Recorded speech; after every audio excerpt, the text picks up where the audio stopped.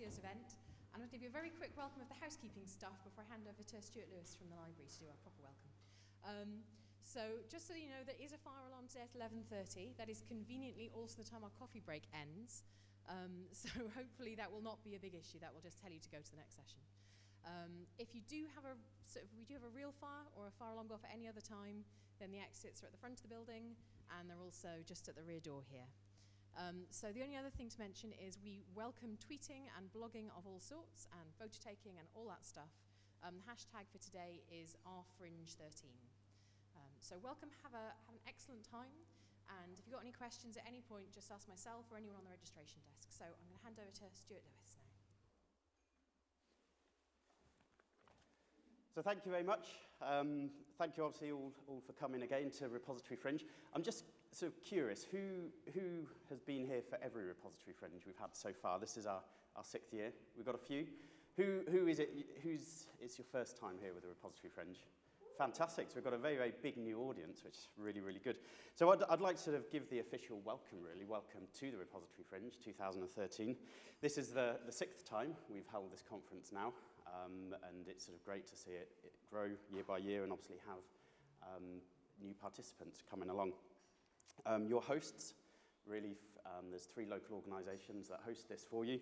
We have Library and University Collections within the university, the Digital Curation Centre, and of course Adina.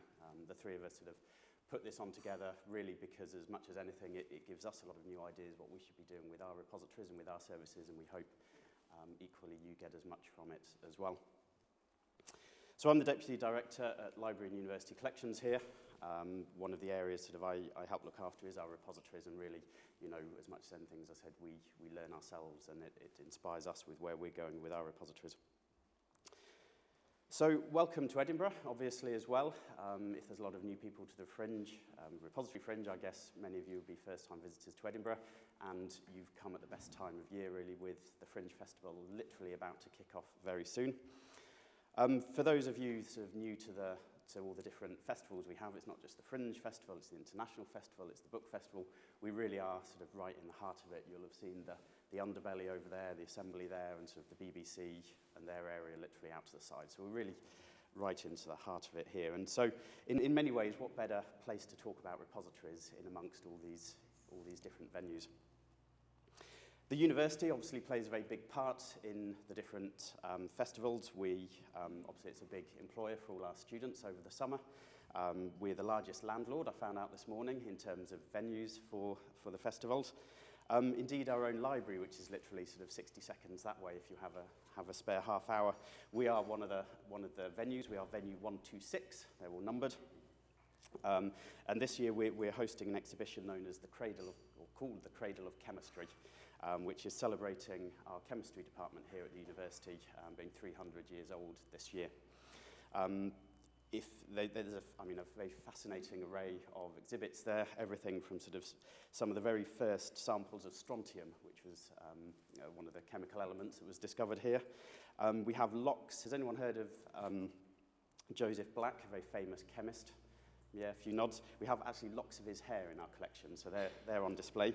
He was the guy that sort of discovered latent heat, carbon dioxide, and developed the analytical scales that sort of helped sort of weigh elements and discover the differences between them. The exhibition has the first model of sodium chloride, better known as salt. These days, chemists, I think, play with little plastic pegs and plastic balls. Back in the day when they did this, they didn't, so it's made of knitting needles and balls of wool. So you can see how early chemists sort of modelled elements. We even have a sample of arsenic from the very famous Madeline Smith murder trial of 1857, so there's a bit of intrigue there as well. So you're very welcome to visit the library, bottom half of George Square, if you want to have a look at those things. But really, I just wanted to sort of set the scene a little bit as well for the Repository Fringe this year, and just sort of think about why we're here and what we're doing. So the first thing I want to say is, well, what a difference a year makes. If you think back a year ago, we were hosting the Open Repositories 2012 conference. We had over 400 people here talking about repositories, which was absolutely fantastic. But sort of, well, what's happened since? Obviously, as you know, the Finch report had been published recently at that time a year ago, and no one really knew what was going to happen since then. So in terms of open access and gold open access, certainly, we have seen unprecedented amount of money, amounts of resources being put into this. Before Christmas, even there was £10 million being pushed into gold open access.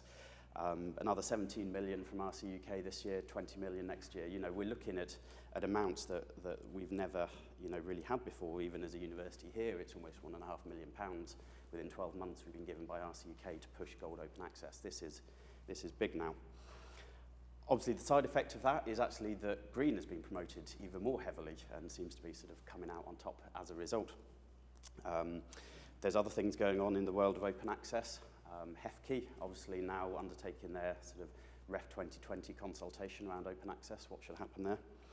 And the Wellcome Trust continue to push us along with their recent announcement now about monographs being included in their open access policy. So that'll sort of keep us challenged. In other areas, obviously research data grows and is becoming sort of more embedded in the work we're doing. Publishing, what's the role of the library as a publisher, keeps coming up as well. We had a great OJS workshop and forum yesterday. And so we had a whole day discussing that with different staff from across the UK and internationally. But I want you to think back even further in a way about repositories now. So we have a repository obviously at Edinburgh, the Edinburgh Research Archive, which celebrates its 10th birthday now. And those 10 years have flown by, really. It's, in many ways we still think of repositories as new, but actually they are, or should be, maturing by now.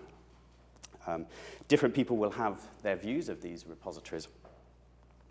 Some of you say, well, they're 10 years old, they're getting mature now. Others will say, well, they're already out of date, 10 years old. A lot of us probably think, yeah, they're good, but there's an awful lot of unfulfilled potential there. Being 10 years old again, I think it's good, a lot of the repository communities are sort of starting to question within themselves, where are repositories going, what should they be doing? So if you think of something like the Fedora Futures initiative, they've decided to really re-architect Fedora and decide, what to do with that. DSpace's community doing a similar thing with looking at sort of trying to define their vision now for the next 3 to 5 years. It's sort of meandered around for a while, but it's like, well, let's sit down, guys, think seriously, where are we going with this? What should it be doing? And then very timely, Chris Hall's fantastic workshop yesterday, Repository of the Future, starting to ask some of these questions, was really, really good. And even if you look at repositories now, we're starting to get in the sense of second generation repositories, either building on top of the repository platforms we have or new platforms. And even the protocols we use, we're getting into second generation protocols now around interoperability. Resource Sync come along on top of OAR-PMH, SWORD version 2 and version 1 and so forth. So just to finish off, in a sense, why are we here? What's the purpose of the Repository Fringe? So the first thing is I hope we will learn from each other. We've got 2 days of fantastic presentations. We're very much looking forward to for all of these. They're going to be really, really good. There's some cracking ones in there. It is an unconference, so the sort of name of the game is participation. You're not here just to sit there silently and then go home. You are here to participate, to discuss, to debate, and so forth. I think ultimately we're all here because we know repositories can be better. If we were happy with the current state of the art, with how things were, we probably wouldn't have bothered coming along, because we'd be quite happy, we've done the job, it's great. So we know they can be better and we want to improve them, and that's why we're here. We want to talk about these things. So I suppose overall my hope really is, this conference will make a difference. We're here to learn, we're here to share, we're here to discuss. I hope some rigorous debate as well on some of these different issues.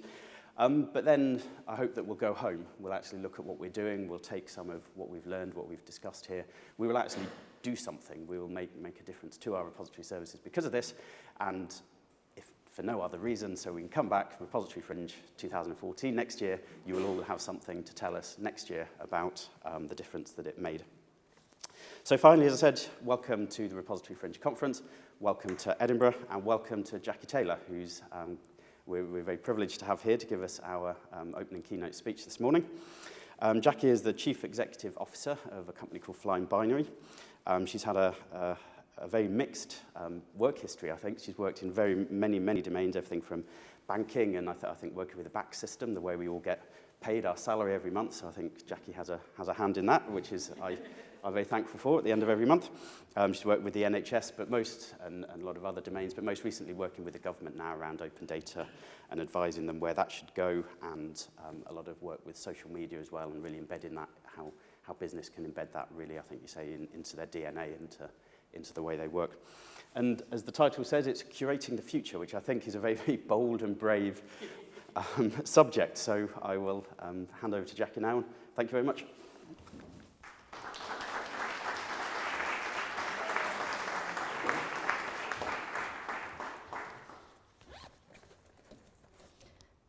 First thing I'm going to do is switch off my phone, which is bound to ring. So thanks very much for that, Stuart and Nicola. I'm just going to fiddle with the tech for 1 second. So I've promised I'll keep to time, which is really hard for me. So I'm not going to walk over there because I start to get off-piste. So I'm going to pretty much stay here.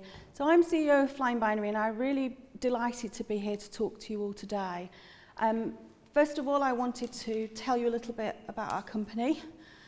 We established in 2009 on the back of a banking initiative where we took the first UK financial services company to the cloud and deployed regulatory change across the whole of Europe in just 5 months. So that got the attention of everybody. So we incorporated the company in 2010 when we worked out how to position what we were doing, as it turned out to be so revolutionary.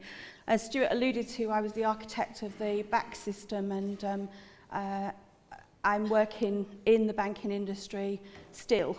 But we're a web science company. We formed as a web science company, and I'm an aeronautical engineer, and I have quantum physicists and all sorts of different people, rocket scientists and people like that work for us. But we are very much invested in the web science agenda, and as a result of that, we're industry partners to the Doctoral Training Centre in Southampton.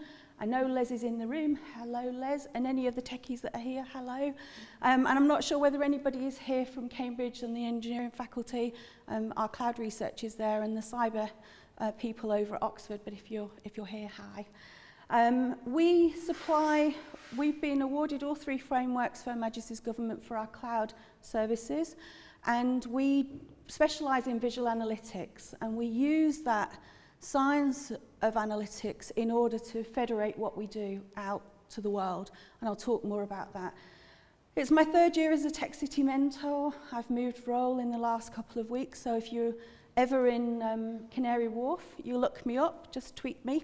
And I've moved into level 39 of One Canada Square, which is Europe's largest incubator. And we're working on the smart cities agenda, on retail innovation and banking innovation, so no surprise there.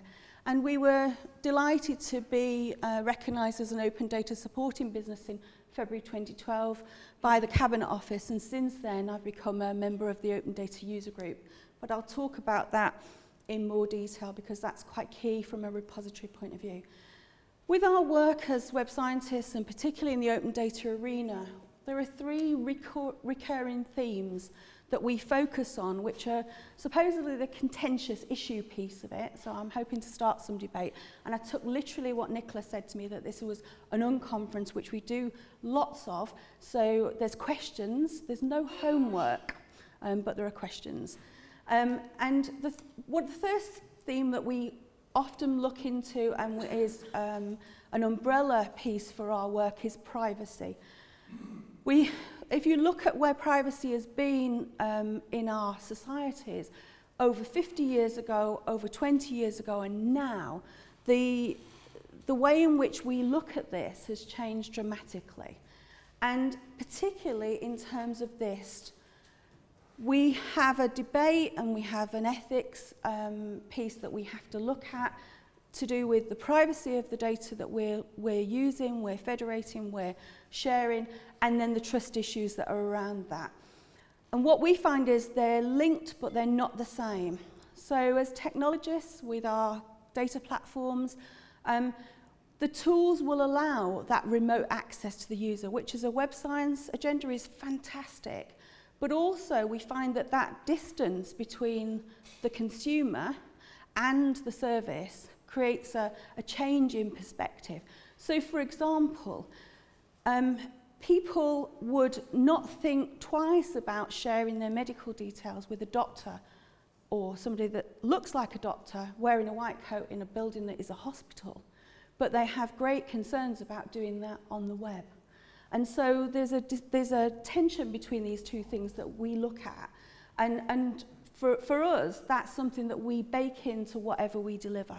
But it's an issue and a tension we're constantly looking at in each area that we're working as to how we handle that. Over time is an interesting one. Our work predominantly is with Generation Y, the millennials, the 1982 generation, who in 4 years' time will be predominant in our workforce, and there are many of you here today, I see. And if you think 50 years ago, when we're talking about the post-war communities, privacy was rare. Certainly my grandparents' generation, everybody knew everybody, the locality was known, and my parents always said they couldn't go anywhere and do anything without being reported. So there was no such thing as privacy. But as the living standards increased and Gen X and the baby boomers came into being, that has actually changed, and that post-war generation has created a command and control structure where privacy has become important. And that is partially because as a generation, Generation X are an auditory generation. You know, our school system is very much somebody stands up like I do and they talk to you. And that is the predominant learning style of that generation. However, as I said, we work with Generation Y predominantly in terms of what we deliver our own staff. And they've been born into a society which is a prosperous society without the struggle that Gen X has had to deal with. And so it's no surprise that they're implicitly more open and their approach to privacy is different. And the key thing that we find all the time, collaboration is a key. You know, we'll collaborate, they just do it by nature. And one of the things for our work, in order to get messages across, in order to explore some of these issues, is the fact that Gen Y are a visual generation. So we move from the auditory style of communication to a visual style. And for us, that's where our science of data visualization work comes in, and how we learn to communicate and maximize that visual style to maximize the message. And then a generation that I spend probably more of my time with these days, Gen Z, the 1993 generation, came into our workforce in 2011, where Gen Y is our web generation. They generally would not know the difference. They would expect to be able to consume things on the web. Generation Z are the next piece where, for them, they're an entrepreneurial viewpoint of the web. They see that as possibilities. And in Flying Binary, we term that profiting from the web, which is not just an economic thing, it's socially, you know, society profiting, communities being able to profit. And Generation Z's view of privacy is completely different again. And it's a next level of openness. But the interesting thing for them is we see the privacy piece versus trust being done in a completely different way. The way in which they will decide on something is to use their own networks as a trust network. So you can tell them anything you like, but if their own network doesn't agree, no thanks.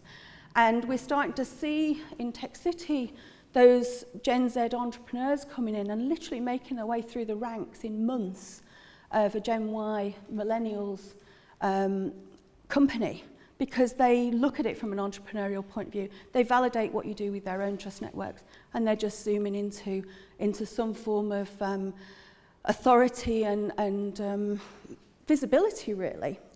But the key thing with them is, whereas Gen Y are a visual generation, and that's really important, they're kinesthetic. So Steve Jobs was a genius in many, many ways, but the iPad and what it does actually enables that kinesthetic capability. So if any of you have seen the YouTube video, the magazine that doesn't work, a 2-year-old that's given an iPad with a magazine loaded, who quite happily will swipe and do all the things that we do on an iPad. And then mum swaps that for an actual magazine. And she goes, doesn't work, and gives it back. That is a real key demonstration of what Gen Z is about. And so if we as data specialists, repository specialists, are to take anything from what we do, we need to have that future in our minds. Not just the visual generation, 4 years' time, Gen Y being predominant, and serving what we do with that in mind, but enabling that kinesthetic capability, because Gen Z are on their way and their impact will be far different. The other thing we wrestle with a lot is data quality. Is it key? Yes? No. And it really depends. And so for us, we take this as a helicopter view, dependent on what we're doing. And then from that, we take a view for that particular piece of work. So there's not a one-size-fits-all answer for us. And it really depends on what you're going to do with the data. That, for us, sets the quality standards. And that's something we ask of our repositories, our data platforms that we build. What is it we're going to do with it? Who's going to consume it? How are we going to scale this out? What we deploy the first time might not be what we want in 5 years' time. What's the roadmap? And so, in general, we can aggregate data in various forms to obscure the quality problem if it's important to get some data out there and to get some dialogue around it. So, for example, I'm working the NHS, I'm a domain specialist there, I'm the only person who has ever delivered IT across the whole of the NHS. So I'm working at the national level on their data sets and their changes as a result of the change to the service that's going to be delivered. And the hospital episode statistics are a key data set within the NHS. And at national level, it's used for setting national standards. However, if you take it down to trust level, you'll find pregnant men. So you have to take a view where you are, what the purpose is. And there's very good reasons why you would find that in that data set. And it's not necessarily a quality problem, would you believe? But I digress on that one. So for us, it's actually, we take the view that the data source as raw as possible. Now, obviously, we've got the privacy trust piece that we've already discussed. But the raw data is the best place to take the view of the quality. And if you can't improve that quality and you can't do anything about the provenance on it, the source of it, then you have to take a view as, does that limit what you do with it? So, for example, there are some commissioning data sets in the NHS where using the raw data is not the thing to do. Not just from a privacy protection, but because the quality of it isn't consistent across a national commissioning provision. So what do you do if that's where you are? Aggregation, that's definitely what we do. And then looking at what other sources of data can we blend with it. Now, obviously, you talked about linked data yesterday, and that's a subject all in its own. But sometimes you can improve the data quality by federating other data sets with it. And as a result of that work, the work we've done with The Guardian over the last couple of years in looking at open data and connecting the citizens to that, you actually end up becoming the original source of the data by making it available in the ways that I've described, but also being a trusted source for that. And if it's at that aggregate level, you can actually be a voice of authority, which is a very interesting change from our point of view, from when we started 4 years ago with what we did with the banking system. The idea that you can create new trusted sources dependent on how you, what approaches you take. The other thing that we often do is use what I would call heterogeneous data sources. We look at landscapes around, we do the pattern matching that a data scientist naturally does. That tends to presuppose some machine learning, so it's not something that you just, well, we just blend this in and off we go. And when we work on our social intelligence platforms, the social web data that Stuart mentioned, that's very much what we do, that's the approach that we take. And interestingly, in taking that approach over time, we've understood that for certain sectors and for certain innovations that we're looking at, Twitter, for example, which everybody believes is the thing to do, actually has a lag factor, and you can't consider it quality or trusted. So again, it's important to look at this whole landscape and understand what you're doing with that data. And I think the heterogeneous data is something that we will continually explore, because as we move towards this more open world and open access and trusted sources like the repositories that you have, we can actually use this technique more as a norm, more as an exploratory, more as a discovery piece. And that's actually how we're establishing trust. So if you're just sharing data, that's viewed as untrustworthy. What do I know about that?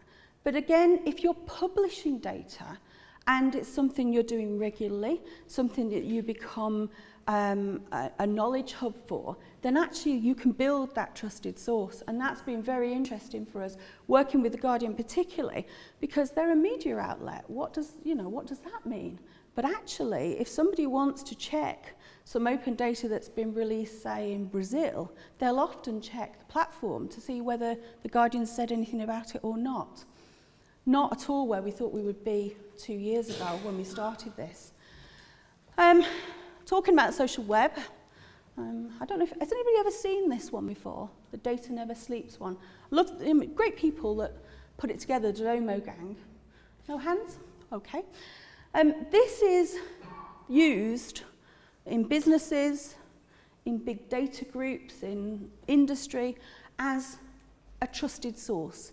It's used to depict the escalating volumes, the more data than we've ever had in the last 2 years. And this infographic is actually a trusted source. But as a visualization specialist, these numbers are completely and utterly meaningless. They don't mean anything. There's no context for them. And so it's a matter of saying, okay, you can become this trusted source, but not in a good way. And so from a repository point of view, what I'm saying here is, it's important that for those of us that take all these things into consideration, that our voices are heard as well, because in the absence of that, this sort of thing becomes a trusted source. So, on to open data. I mean, I've mentioned it a couple of times about the work we've done with The Guardian, and it was to explore our science of data visualization research that we'd done that came originally out of Stanford. And we called it the 99% Project because our belief as a company, as a web science company, was the social web will be increasingly more important to everyday lives, company lives, brand lives, nations' lives. And so we wanted to understand, can ordinary citizens engage with this? And if they can, how do you do it? And so we sat down with the editor of the Guardian data blog, Simon Rogers, and we said, well, let's explore it, let's see. And can we use that open data for common good? So can we engage citizens? We called it the 99% Project because us as data specialists tend to lock this stuff down. And we're on average about 1% of the world, whereas 99% of the world, it doesn't mean anything to them. They have no data skills, they don't look at data in this way. So we decided what we would do is we would tell stories with data, and we would use different data sets to do that, and we would explore what that means. I'll talk about this visualization first, which is actually part of a Sub-Saharan Africa piece we did with World Bank indicator data. There was a discussion in the G20 summit about changing the age agenda, and how do you have that discussion? So we decided what we would do is we would look at data that was around for this and say, what does the data say? What's the story? What's the evidence?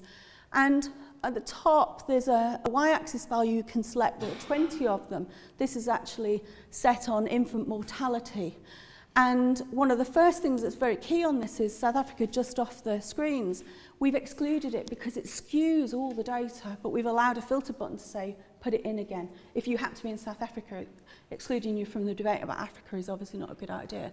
But in order to look at the actual impact across the rest of Africa, you needed to exclude it. And it was very interesting that the debate that went on around this particular visualization, not just because it was the G20 summit, but one of the key things we got from news desks around the world were, it's a continent. Like, yeah, it's always been a continent.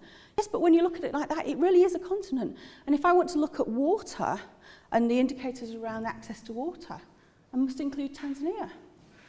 Yes. And so this started the whole debate about, well, when we're looking at changing agendas and doing policy, should we not try and evidence that too?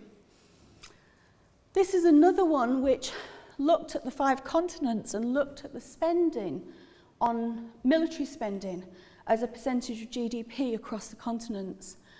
And for this one, we used the data set that was supplied by CIPRI, who are a peace organisation.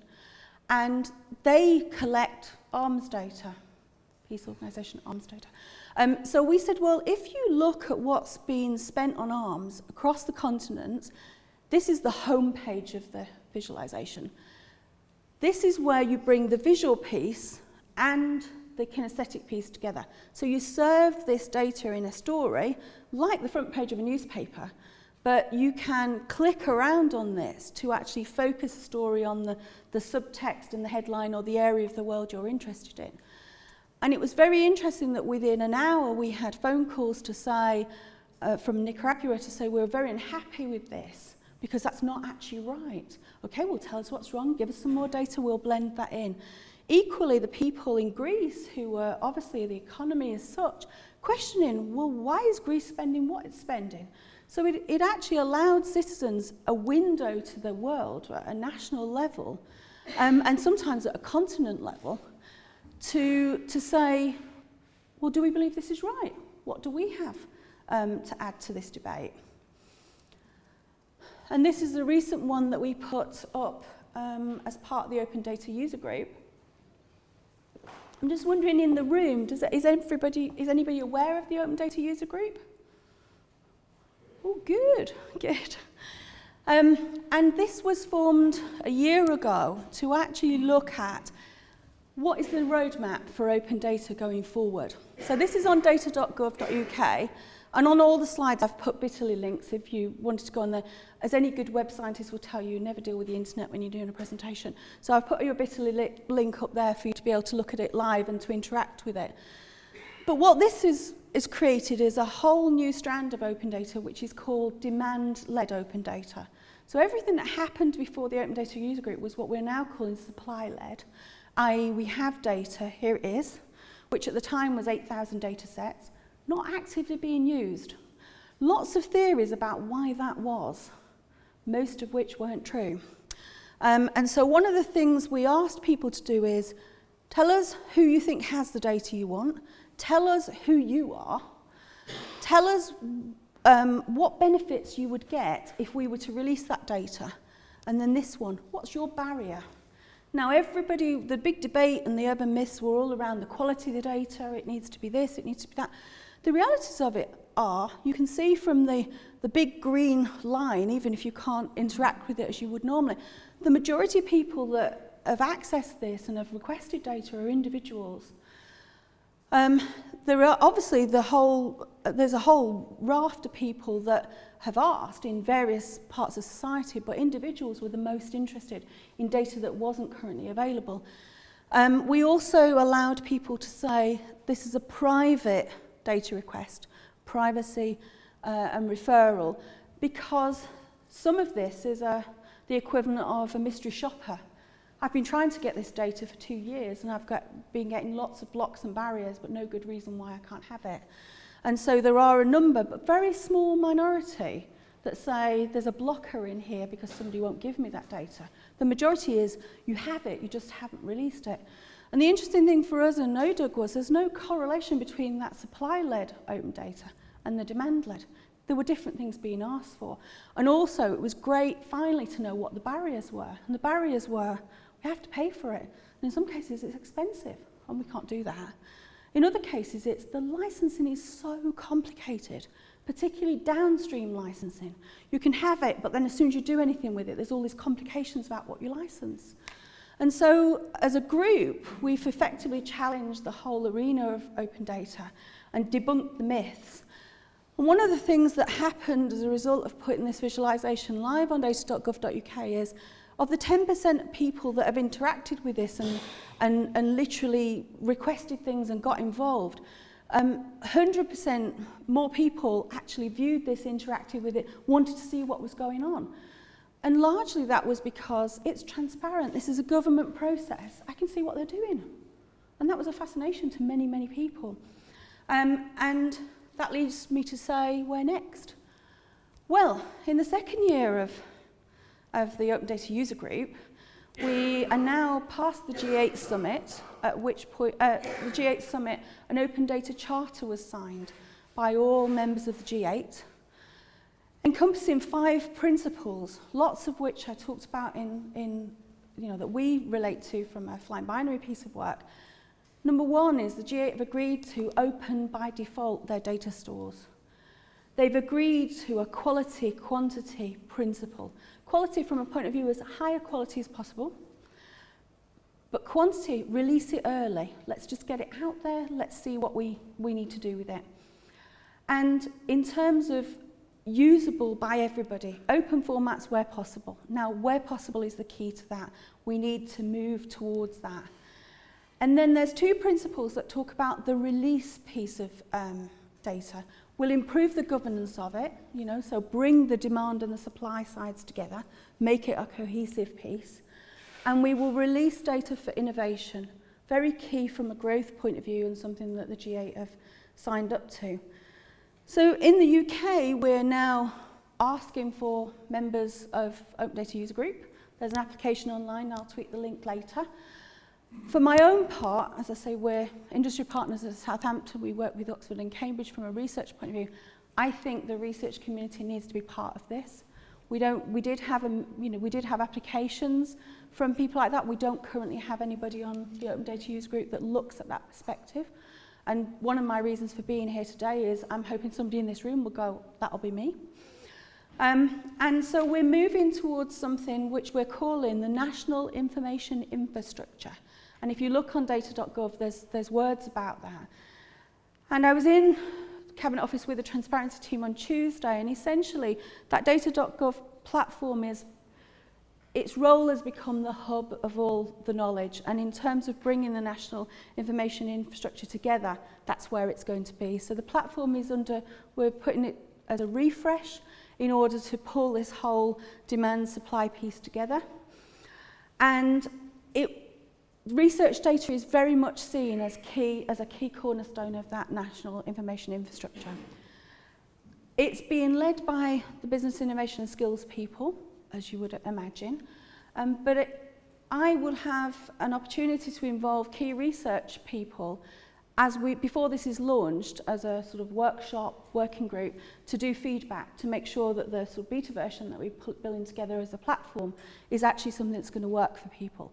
So as well as saying there's a chance to apply to be a member of the Open Data User Group and move the research piece forward, equally, I'm very interested in talking to anybody. I'm quite happy to have one-to-one chats. Anybody who thinks they might want to understand how what we're pulling together as a national information and infrastructure will support the research community and allow that innovation to happen.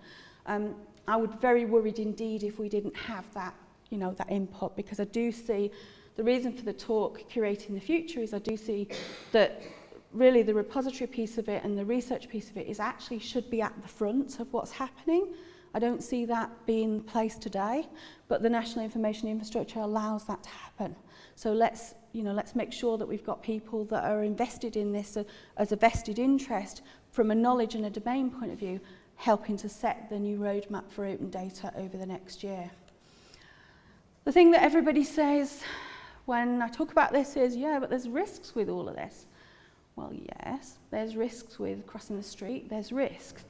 But now the G8 have signed the Open Data Charter, this is something that's a commitment, and it's commitment based in the UK, but it's commitment based for the G8. And at the moment, we don't yet have a mechanism to prevent deliberate or accidental access to data that shouldn't be accessed. We don't have a means of ensuring this is done in the right way. And the best way we have is to get people that have the domain knowledge together as we move the National Information Infrastructure forward to ensure that we do that through the right path and considering everything.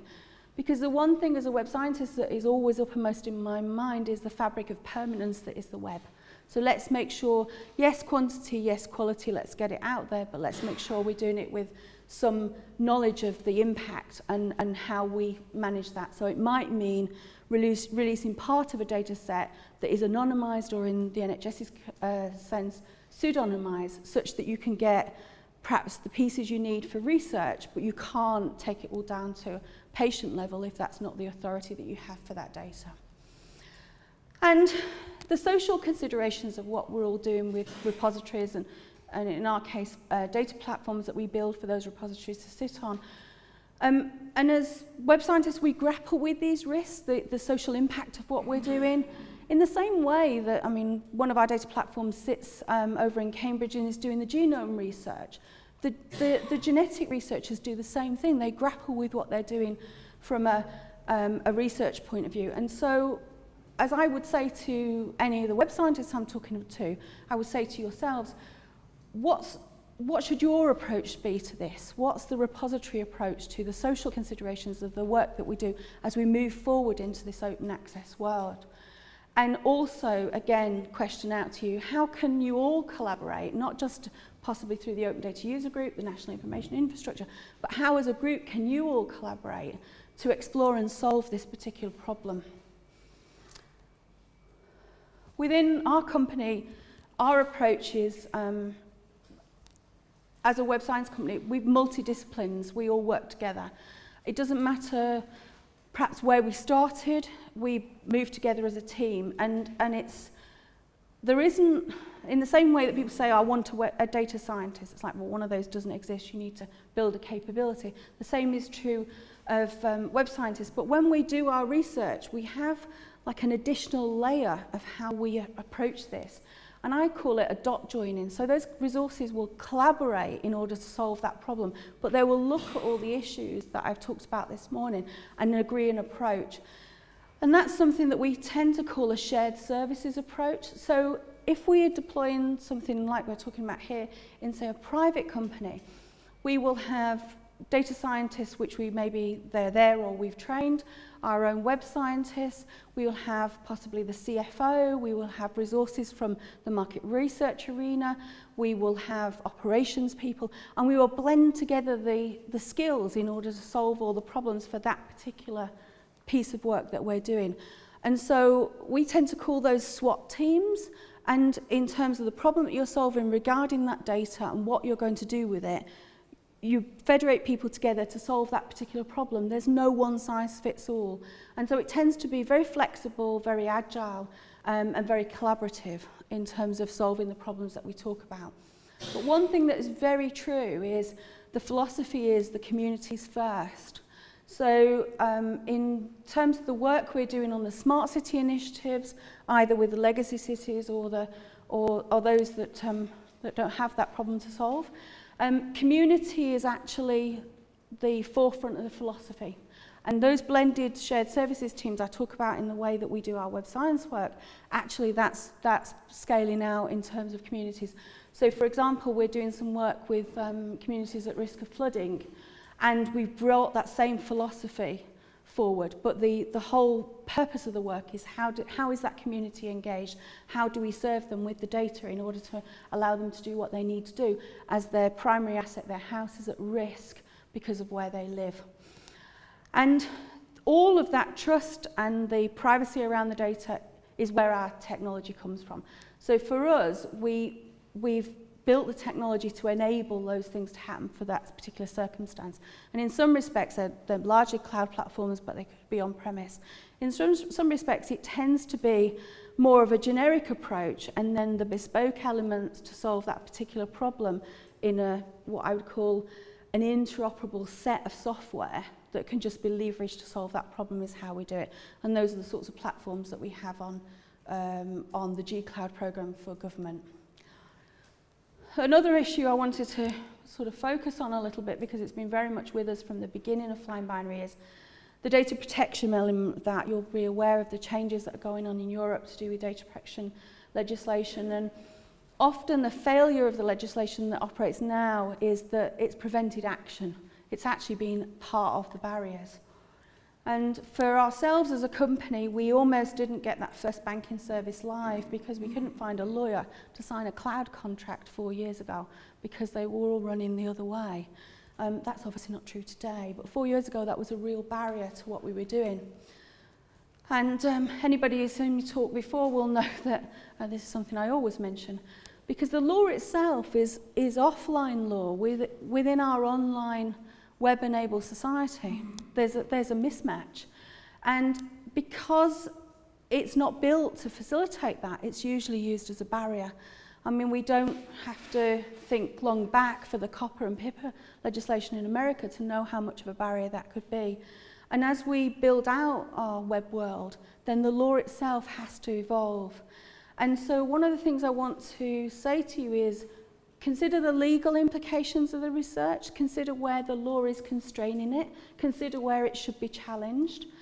For the last 4 years, I've been collecting people that I call agile lawyers. Lots of lawyers don't like that title, they're not in the group. But we get together as a policy forum in September of this year to look at this actual issue. So some of that group think, oh, this lot are off to another world, we'll follow. That's a way the law might move. But there are genuinely groups of lawyers who say, well, how do we resolve this conflict? How do we enable what we need as a social web world to evolve without the constraints of law? And what do we do with that? So again, if there's anybody in the room that wants to talk to me more about that, be more than happy to. If you can recommend some agile lawyers, that would be great too. But I would really seriously encourage you to look at the legal implications of your research and look at where some of those things are barriers and perhaps bring that to the debate. Another area that I get asked a lot, and I know there's at least 2 people in this room that will argue with this next statement, does technology matter? Yes, it does. No, it doesn't. Because as technologists, what we found over the last 4 years is we've had to be agnostic to the technology we deploy. We need to solve the problem. We need to find something that will allow the scale out of our web society and to build on the framework of the internet with the move to the social web. And from a cloud engineering point of view and the work we do with government for that, we're literally looking at a private cloud deployment, literally behind the barriers again, but with some form of open data. Whereas actually, for what we need to scale this thing out, we should be looking more at public cloud, but we're not there yet for all the issues I mentioned in the beginning. And actually, in some areas of the world, community cloud is really getting taken off, but not in this region. But that should be our goal, a community cloud where we share data for everybody's good. Now, I talked about the 99% project, and this was the visualization that we launched that project with.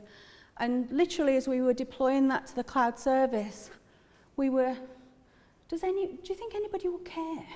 And on average, what we found is 1 million people interact with a visualization like this within the first hour. People care because they can see the story you're trying to show them. This is the human cost of 10 years of war in Afghanistan. And you can clearly see, even without the interactivity, there's a band of colour.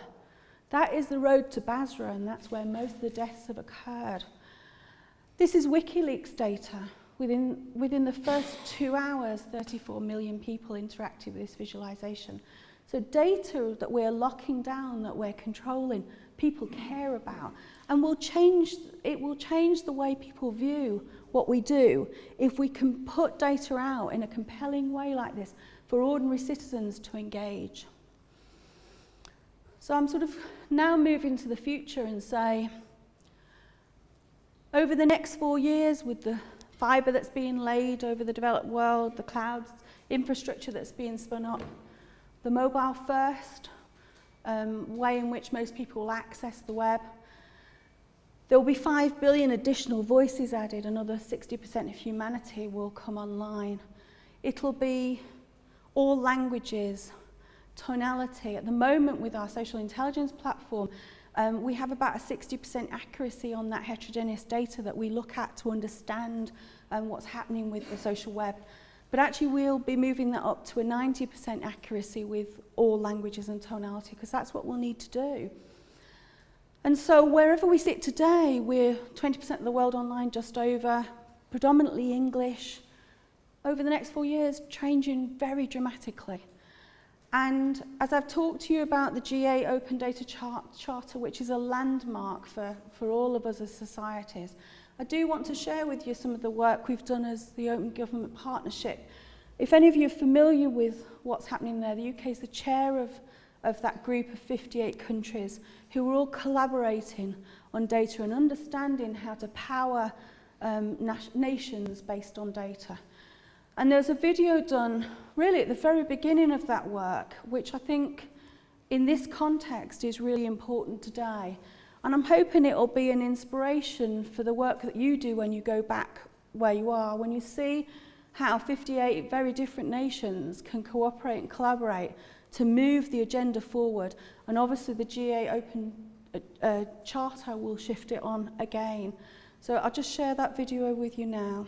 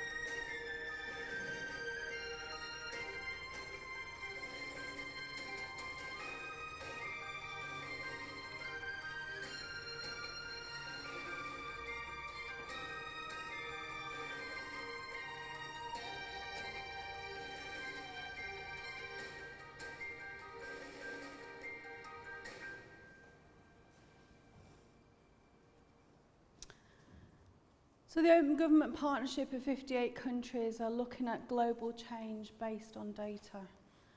And data is leading national innovation, and the National Information Infrastructure in the UK is designed to move that agenda forward. And I'd say to you all here is, how can you contribute? And I will tweet out the links for the Open Data User Group for application for new members. And equally, I'd be happy to talk to anybody who would like to help us do the feedback on the workshops for the new data.gov that we're building out. Happy to take any questions, but thank you for listening.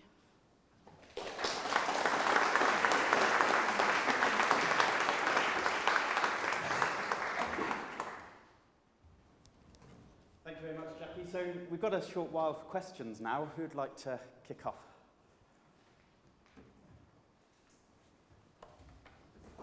We've just got a microphone for you. There you go. Les and then Peter.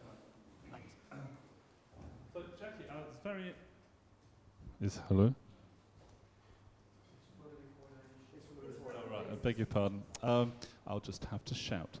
I'm very interested in what you said, the point you made about supply side versus demand side production of data. And I think we have in the work we've done with repositories and open access, we've really concentrated on the supply side. And it's interesting when we think about sort of the work we're getting into in terms of scientific data and all the issues around that. It makes I'd be very interested in following through some thoughts about how sort of facilitating and emerging the demand questions will have an impact, because everyone is interested in, certainly in our sector, in impact and in the use that's going to be made of their material.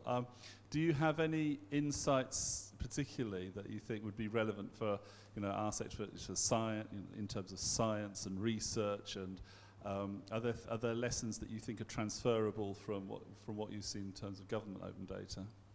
Very definitely, and I think it's a really good question, that, Les, because when we started the work in the Open Data User Group a year ago, demand-led open data was a term that didn't exist. We invented it.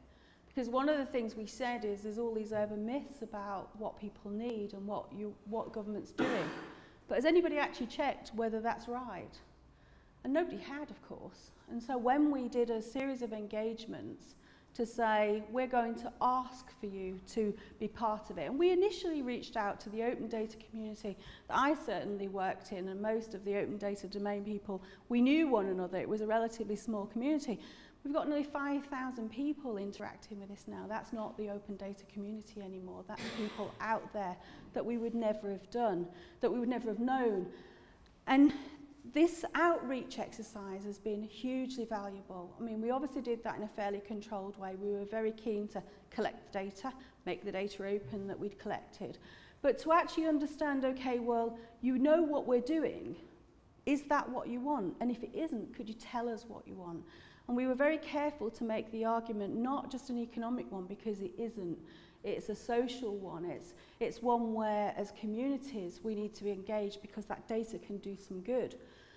It would be interesting to see how that same engagement process could be done with what's actually sat in repositories from a research point of view. And the National Information Infrastructure is going to declare what that is. This is what we have. This is open, this is not. And I'm very keen for the people like yourselves to be involved in that debate and to be part of that collaboration.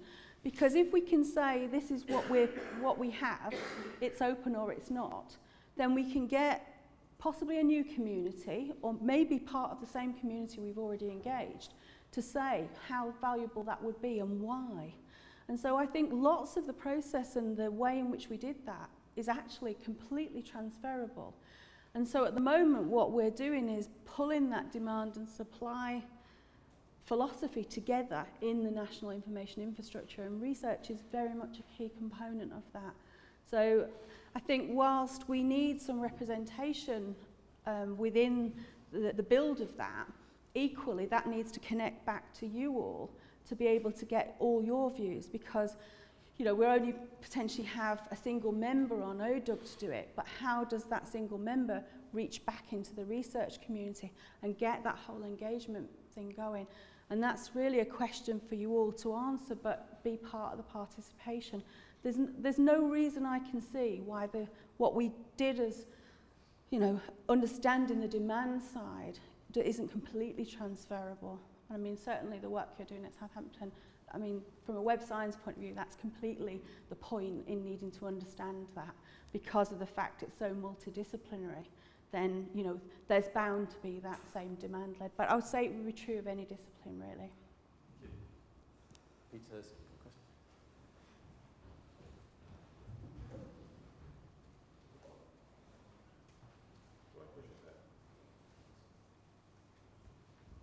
Well, again, I don't know whether this is working or not. It is working, it's for the recording rather than... Okay, do I press it on and off? So I don't know whether... It's on. So I apologise. I will leave the button alone. Whatever you do, don't press the red button. Okay, a couple of comments and then a question, if I may. So again, just to follow up one of the comments that's just been made about the demand side, I think is very, very important. And I think we were aware of that when Repofringe met last year at Open Repositories 2012. And for my mind, there are, within the academic world, we've had a small group, so to speak, in the social sciences, led with data libraries and iAssist, who have been looking at how to service the demand for analysis of secondary data, or secondary analysis of data. In other words, these are people with questions looking for data. And I think that that practice needs to be brought into this argument, because I think you're quite right that we've necessarily concentrated on the compliance side of the supply side and forgotten to know how to articulate and to respond to the demand side. Now, within the academic world, I mean, we can be interested in citizen world, but we have actually requirements to meet the needs of social scientists, of physical scientists, life scientists, humanities, etc., etc. And we need to know what it is that they want and be able to bring that back into requirements for what is cared for and how it's cared for and how it's released. And the open access policies that there have always been with government data, we want to be able to comply, you know, to transfer over to other arrangements. So that join up has got to be made. And I think there's opportunity to do it, but we need to get on and do it. And I think there may actually be prospect of some stage of a joint conference between IASSIST and OR, repository side, and I think DCC as well. So there's a possibility of doing something in that direction. The second thing is your major intent and purpose here, I guess, is to say that visualization matters, and we should have some disciplinary criticism and critique upon that presentation matters. You know, the dashboard and everything else is cropping up in corporate worlds, but with the things that we've looked at for scientific visualization over many, many years, how do you summarize data sufficiently, needs to be brought back into the criticism. And again, that comes from lots of disciplinary practices where people are doing scientific visualization in the past. You know, work of Tufte and all the rest of the stuff. We need to bring that in to know how to present that properly. And visualization maybe could have been the main structure, I think, because my question and my criticism, in some sense, comes with your presumption and assumption that the Generation X and Generation Y, and now God knows Z, and fortunately nothing beyond it, has substance. And the fact is that it's come under a huge amount of criticism. And I would ask you, as both as question but also as reference, to look at Lynn Conaway's work, because there she's talking, I think, analytically about digital visitors and digital natives, and the extent to which people have a learning point, because most of the people here certainly aren't Generation Z, and probably are not Generation Y. There's a mix of people of different things. And the fact is that it's not an age thing necessarily. I mean, age must come into it, because eventually we're going to die and there's another lot turning up, and they'll have experience of things of technology. So age is in there, but more importantly, it's not age per se. It's how people transfer and their perspective that they have about whether they live in the internet world or whether they just go there to do a little bit of shopping and to make their travel arrangements. And that's, I think, the analytical basis that we should be looking at. So I would ask you to go back and look at some of the presumption, and maybe we shouldn't go on about Generation Y and X and the rest of it. Well, what I would say to you is, I agree entirely with what you're saying. That 2-year, 99% project, we have analytics behind that cloud platform.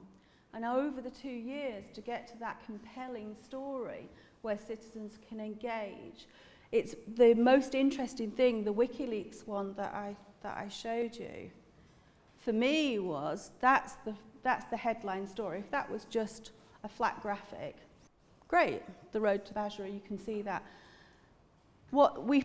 That's the human impact of 10 years of war in Afghanistan. But actually, the very next thing that the citizen did, and this visualization was stickier, but on average, between 8 and 10 minutes are spent on these things by the people that are interacting with them, is they looked at, if they were in the Western world, they looked at the impact on the Afghan citizens. And so we collected the data behind that. So every time we did a new visualization, we put that learning into it. And it was interesting because you combine the kinesthetic, I mean, we say Gen X and Gen Y, the kinesthetic capability is definitely in Gen Z. And the visual capability is definitely in Gen Y. Where you sit as a human in that spectrum is up for debate, and I would agree with that. But the thing was, because the rise of this, Tufte's work obviously is very essence of what we do from a science point of view.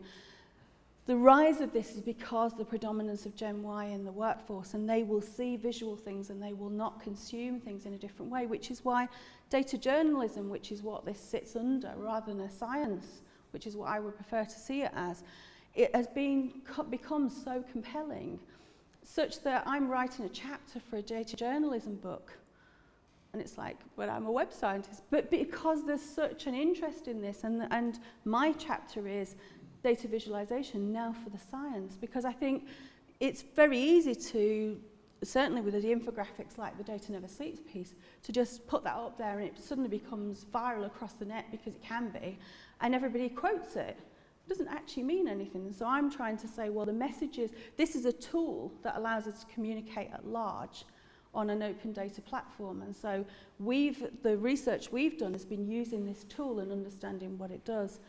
And I think the other thing is, I would agree with you entirely, Peter, and I think there's another strand to what you say, which is the National Information Infrastructure is going to consider raw data predominantly, not the derived, aggregated type data where possible, because it's actually going to make that open access such that people can experiment and explore it.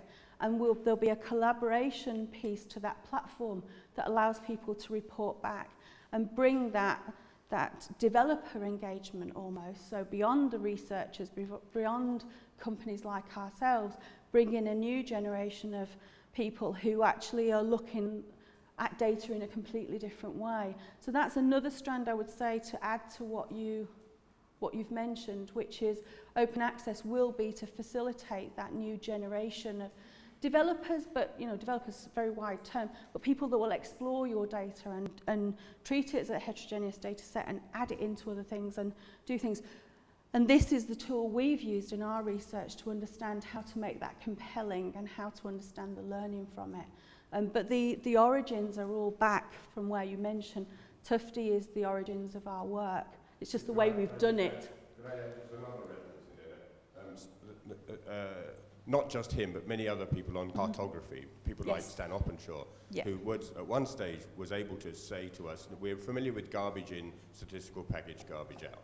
But now we have GIS. So we have garbage in, GIS, pretty picture. Yeah. And you're quite right that a compelling diagram is a compelling diagram, and it belongs to journalism, but it doesn't necessarily belong to science. Or, in other words, we need to go inside that and actually see whether that really has substance, or whether it's just compelling. Yeah, and so there's a stage beyond. So when you talk about the generation that's used to images coming from things, it's the critical faculty to find out whether those signals that are coming their way have actually got meaning beyond the ability to do a first cut analysis and display. And that's why I think that you need to push on the science, which is the criticism of this and the expression of uncertainty that might be conveyed inside that. And I think that one of the things we've been very careful, we use the Tableau software and a public cloud platform we have for this, because this will take you down to the individual row of the data. And there's a little button on the bottom that says download it. So if you want to argue with this, which many people have, they've downloaded it, they've blended their own scientific data or whatever to it, they've uploaded it back to the cloud platform, and we have something going on that we're terming data conversations at a scientist level. So we've got approximately 3,000 analysts in the wider sense of the world actually communicating data set to data set. And I think that, for me, is where you all as a group come in, because I think that you all as a group need to be part of that debate and part of that community. And there is an opportunity now with the changes for Open Charter to look at what you do in a different way. And, as Stuart mentioned, with funding and what have you. And it's my belief that that should happen. So quite happy to have the debate and would really encourage as many people to join in on that as possible. I am agreeing with you, but it's how it builds out and having a new voice. But actually shouldn't, so I shouldn't necessarily. Ecological fallacy is the only phrase I would give you. There's a term to go look at, because it's not just a question about drilling down to the data points, it's how you display those and whether or not they've got, and this phrase ecological fallacy is a concept to be explained, but that's the thing to chase after. Yep. Any other questions? We've got a few minutes more, so. No? Well, thank you very much. Jacqui has said she is here all day, which is really, really good. She's promised to put some of these links up on Twitter, so we'll keep an eye out for those and make sure We publish them a little bit further as well. So if we can just say thank you very much to Jacqui sort of once more, it's been brilliant.